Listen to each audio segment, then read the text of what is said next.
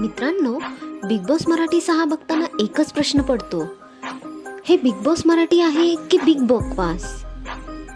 इतके फालतू कंटेस्टंट आणलेत की प्रेक्षक टीव्ही नाही, स्वतःचं नशीब बदलायचं ठरवतात. चला तर मग सुरुवात करूया तन्वी कोलते आणि रुचिता जामदार पासून.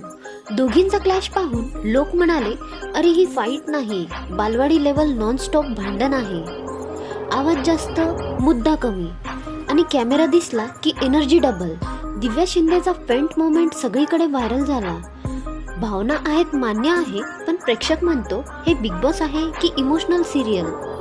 दुसरीकडे प्रभू शेळके उर्फ काळू डॉन हा एक कंटेस्टंट तरी वेगळा वाटतो, थोडा इमोशनल कनेक्ट देतो. नाहीतर बाकी लोक फक्त घरात आहेत, गेममध्ये नाहीत.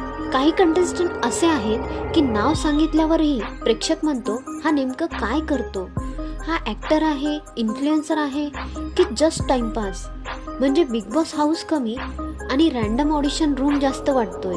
पूर्वी बिग बॉसमध्ये पर्सनॅलिटी क्लॅश असायचा, आता काय कॅमेऱ्यासाठी reactions, fake attitude, over acting full on. आणि प्रेक्षक रिमोट हातात घेऊन म्हणतो चेंज करू का चॅनल. सगळ्यात मोठा मुद्दा काय माहितीये, कंटेस्टंट वाईट आहेत असं नाही, पण सिलेक्शन फारच वीक वाटतोय. म्हणजे बिग बॉस मराठी 6 कमी. तर मित्रांनो, तन्वी, रुचिता, दिव्या, प्रभू काही मोमेंट्स ठीक आहेत, पण एकूण सीझन पाहता प्रेक्षकांचा एकच सवाल, हे खरंच बिग बॉस आहे की फक्त एक्सपेरिमेंट? कमेंटमध्ये सांगा. तुमच्या मते कोणता कंटेस्टंट ओव्हर ॲक्टिंग करतोय? आणि व्हिडिओ आवडला असेल तर लाईक आणि सबस्क्राईब नक्की करा, कारण रोस्ट अजून संपलेला नाही.